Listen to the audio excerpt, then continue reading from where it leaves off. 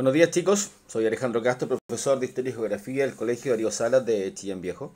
Vamos hoy día a avanzar con lo que va continuando en la unidad uno de esto del Renacimiento que hemos visto en las clases anteriores, viene del español, o sea, del latín renascitare, que significa renacer.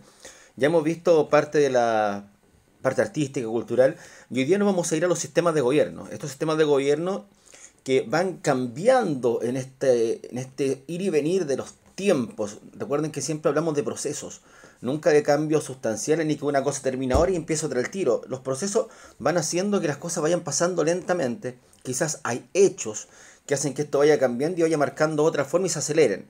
Pero los procesos nunca son inmediatos, siempre van avanzando en el tiempo. Entonces hoy día vamos a colocar cuáles son las formas de organización política que existieron durante la Edad Moderna. Y vamos a ver dos en particular, que es las más vistas, por lo menos en Europa, que es lo que estamos revisando nosotros, que es la monarquía absoluta y la monarquía parlamentaria. Siempre monarquía, ¿se fijan? No hay gobiernos republicanos todavía, no hay repúblicas, sino que son monarquías dirigidas por reyes, algunas veces por emperadores que venían del Sacro Imperio Romano, del que venían de la Edad Media. Primero que todo vamos a ver qué es la monarquía absoluta. La monarquía absoluta también es reconocida como el absolutismo monárquico. Es un régimen político, o sea, de administración de país, en el que el poder está concentrado en una sola persona, el rey. Entonces tenemos que acá el rey es el que concentraba todos los poderes. ¿Se acuerdan cuando hablábamos en sexto básico de el poder ejecutivo, legislativo y judicial? En la monarquía absoluta, el rey tiene esos tres poderes. Los tres poderes los posee el rey. O sea, por eso se le llama absolutista, porque tiene el poder absoluto por sobre todo. En la monarquía absoluta no existe esta división de poderes que habíamos conversado, que plantea Montesquieu a fines, en realidad, en el siglo XVIII. El monarca concentra en su persona todos los poderes del Estado, los tres, ejecutivo, legislativo y judicial. Una de las características de la monarquía absoluta es que el monarca administra todo el reino, sanciona las normas y leyes, controla su cumplimiento, las decisiones de él son inapelables y solo se le alcanzaba por la justicia divina. O sea, incluso el monarca absoluto está por sobre la ley. A él la ley no le aplica. El único que lo juzga es Dios, nadie más. Otra característica es que existen muy pocos límites para la autoridad real. El único límite que tenía la autoridad real era la ley divina, o sea, la ley de Dios, entre comillas. Las normas religiosas pueden ser las tradiciones antiguas del reino, como algunas monarquías europeas, el derecho de gentes y las leyes fundamentales del reino, como los derechos de sucesión que iban avanzando, quién seguía en la lista para quién iba a ser el próximo rey. Ese tipo de cosas son los únicos que le afectaban a los reyes, que muchas veces tampoco las adoptaban como propias y tampoco las respetaban. Por lo general, estos monarcas absolutos, esta monarquía absoluta, se transmitía por herencia, es decir, por lazos sanguíneos. Generalmente se heredaba en miembros de la misma familia y es vitalicio. O sea, no como ahora que, ¿se acuerdan que hablamos que, por ejemplo, a los diputados se le elige por 4 años, a los senadores por 8 años, al presidente por 4 años? No, ellos era vitalicio, o sea, toda la vida ostentaban el cargo. Los habitantes del estado donde ellos vivían, no tenían derechos ciudadanos como los tienen ahora, sino que eran todos súbditos del rey. Eran todos súbditos, todos sirvientes del rey. Nadie era ciudadano que podíamos elegir. ¿Saben qué nos molestó el rey? Vamos a cambiarlo en las próximas elecciones, vamos a elegir un rey nuevo. No, eran vitalicios y por supuesto al mismo tiempo ellos, todos los ciudadanos eran súbditos de estos reyes. Una de las ventajas, a ver, ventajas y desventajas que tenía esta monarquía absoluta. Las ventajas se puede mencionar, por ejemplo, a pesar que era muy poca, que las medidas políticas, económicas, territoriales, sociales, se ejecutaban con gran rapidez, ya que no ameritaban ningún tipo de auditoría. O sea, ventaja entre comillas, porque por ejemplo, el rey lanzaba una ley y no había quien la reclamara. No tenía que enviarla al Parlamento, no tenía que preocuparse si el sistema judicial era admisible, si era constitucional, inconstitucional, para nada. Él solamente lanzaba la ley y la ley se tenía que cumplir. El hecho de que sea un cargo hereditario, o sea que generalmente asumía el hijo del rey, el príncipe, también significaba que estos príncipes eran preparados toda su vida para gobernar. de temprana edad se les enseñaba táctica, se les enseñaba administración del Estado, entonces todo lo que tenían que hacer para el ejercicio del puesto. Pero muchas veces estos príncipes también, al llegar al gobierno, al llegar a ser reyes, lo que ocurría era que ya venían con eso que eran superiores a todo y que Dios los había puesto en el cargo, por lo tanto podían hacer lo que se les antojaba. Las desventajas de la monarquía absoluta son, por ejemplo, no hay elecciones, no existen las elecciones libres, ni sistemáticas, para nada. Eh, entonces el pueblo no puede considerar si quiere o no quiere el monarca, porque esto es estrictamente hereditario y el pueblo tiene que acatarlo como una decisión divina, como que fuera Dios el que decidió que el monarca, que el rey, fuera el rey. También que el pueblo no posee libertad de expresión ni derechos, para nada. Las decisiones dependen de una sola persona, en este caso el rey, que es quien ostenta el poder, quien tiene todo el poder. A ver, otra de las desventajas es que el mantenimiento de la monarquía, o sea, el mantener la vida de los monarcas, de los reyes, requiere de grandes gastos. Los reyes no viven con poco, los reyes viven con mucho, ostentan mucho lujo, ostentan mucho dinero, mucha riqueza. Y esto, obviamente, estos lujos, ¿de dónde salían? De las clases trabajadoras. También no hay parlamento ni representación del pueblo en las decisiones reales. No hay quien diga, ¿saben que esta ley sí, esta ley no? No. El rey, absoluto. Él dice que se hace y que no.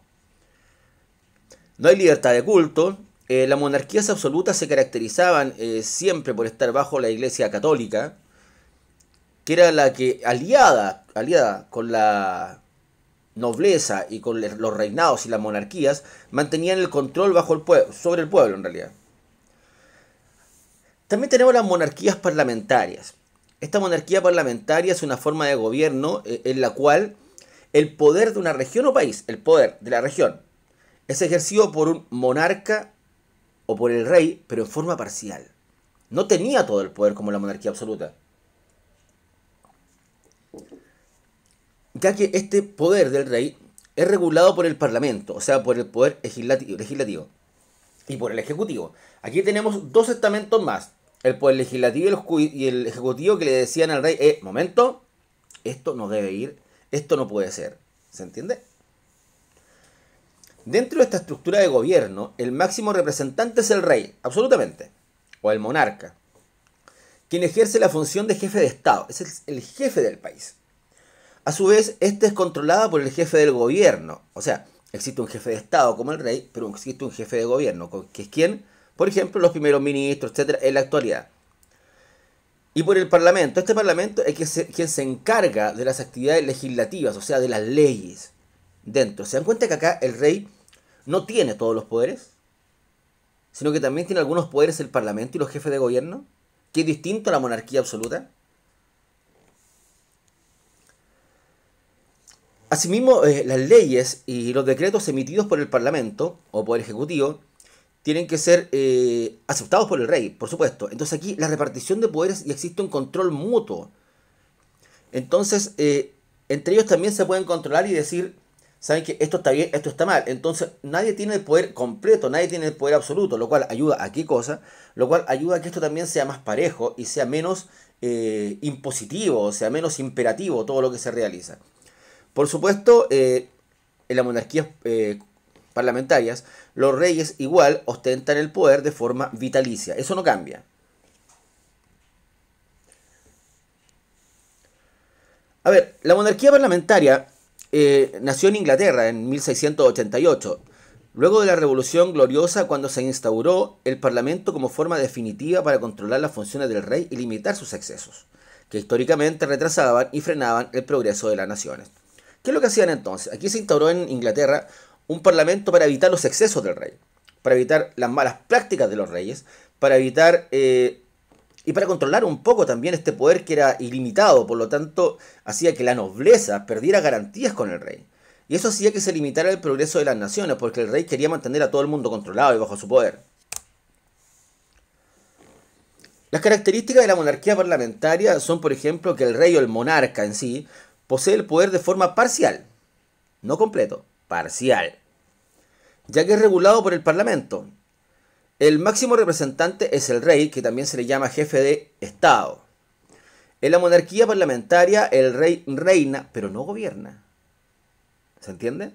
Él está a cargo del reino, de toda la figura que se puede mostrar hacia afuera, relaciones exteriores, etcétera. Pero el que se encarga, el administrador, es otro, es el poder ejecutivo. Y el parlamento es el poder legislativo. Todas las acciones del gobierno son reguladas por el parlamento. Del mismo modo, las leyes y los decretos emitidos por el parlamento, o sea, las leyes que hace el parlamento, deben ser aceptadas por el rey. De lo contrario, no se transforman en ley. Dijimos que esto nació en Inglaterra después de la Revolución Gloriosa. ¿Se dan cuenta que las revoluciones marcan grandes cambios? A ver, debemos considerar varias cosas. Una, en las monarquías absolutas no hay división de poderes, para empezar. No hay división de poderes. Es decir, que el rey o monarca posee el poder completo, absolutamente completo, incluso para promulgar leyes. Las monarquías absolutas fueron las principales formas de gobierno de los reinos a lo largo de la historia, hasta que se fueron modificando y aceptando y adaptando a sistemas más participativos, que se fue incluyendo a más personas. Pero por otro lado, en las monarquías parlamentarias existen los poderes ejecutivo y legislativo, los cuales controlan y limitan, o sea, le dicen al rey hasta aquí, el poder del monarca, que en muchos casos queda circunscrito a la representación política e internacional del país, como es en la actualidad con los reyes de España, etc. Que son figuras más bien decorativas, entre comillas. A ver, vamos a analizar algunas fuentes que tienen que ver con esto de la monarquía absoluta y monarquías parlamentarias. Esto de Perry Anderson, que es el Estado absolutista, dice: la larga crisis de la economía y la sociedad europea durante los siglos XIV y XV puso de manifiesto las dificultades y los límites del modo de producción feudal en el período bajo medieval. En el transcurso del siglo XVI apareció en Occidente el Estado absolutista. Las monarquías centralizadas de Francia, Inglaterra y España representaron una ruptura decisiva con la soberanía piramidal y fragmentada de las formaciones sociales medievales, con su sistema de feudos y estamentos. ¿Qué es lo que cambia? Recuerden que en la época medieval, en la Edad Media, los reyes también se asociaban mucho con los nobles, con los marqueses, con los condes, con los duques, etc. Entonces existía una estructura piramidal, donde primero estaban los reyes, los marqueses, los condes, los duques, etc., donde todos tenían una porción del poder, donde todos podían administrar sus feudos, sus lugares donde vivían. Pero en este caso, con las monarquías absolutas, el rey absorbe todo el poder. Incluso le resta poder a la nobleza. Por lo tanto, ellos son capaces de asumir el poder por completo y al mismo tiempo dejan de lado esta clase noble y son capaces de reinar por absolutamente todos. De Bossuet, que es la política de la Sagrada Escritura, vamos a leer lo siguiente, dice: Dios establece los reyes como ministros suyos y reina por medio de ellos sobre los pueblos. Ya hemos visto que toda potestad procede de Dios. El príncipe, añade San Pablo, es ministro de Dios para el bien. Si obráis mal, temblad, porque no en vano empuña la espada, y el ministro de Dios, vengador de las malas acciones. Por todo lo expresado, ya se manifiesta que la persona de los reyes es sagrada, y que el cometer atentados contra ellos es sacrílego. El título de Cristo es dado a los reyes, y en todas partes se le ve denominados: Cristo los ha ungido con las manos del Señor. Esto es lo que habla sobre el derecho divino de los reyes, que existieron varios escritos y varios sabios de la época que decían que Dios había puesto a los reyes ahí, y como Dios los había puesto en su cargo, ellos no podían sufrir atentados porque era sacrílego, era un sacrilegio, era en contra de la voluntad de Dios. No se les podía sacar de ahí porque era en contra de la voluntad de Dios. Si ellos hacían las cosas bien o mal, era porque la voluntad de Dios era así. Por esa razón es que la gente tenía tanto miedo de sacar a los reyes o de hacerles revoluciones, porque pensaban que Dios los había puesto en ese lugar. Dice: en la cima de las jerarquías gubernamentales el rey era supremo, tanto en la teoría como en la práctica. Reinaba a través de su consejo y grandes funcionarios del Estado. Hacia la mitad del siglo XVI, el consejo era un instrumento del gobierno absoluto que dependía solo del rey. Su composición estaba enteramente en sus manos.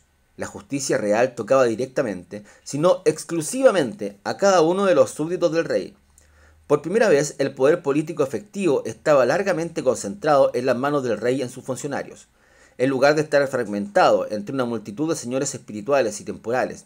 Además, los monarcas europeos tenían una fuente definitiva de ingresos, los impuestos, que era un monopolio del gobierno, una prerrogativa particular del Estado. ¿Se acuerdan lo que decíamos hace un ratito atrás? Que en realidad en la época medieval el rey también dependía de las acciones de los nobles, de los duques, de los marqueses, de los condes. Pero ahora no, ahora todo lo absorbe el rey y todo el rey lo quiere para él. ¿Y de qué forma vive el rey? Ahora a través de los impuestos. Le cobraba un impuesto a cada cosa, le cobraba un impuesto a los nobles y a todos que tenían que pagar. Y él, por ser el dueño del territorio, recibía esos impuestos.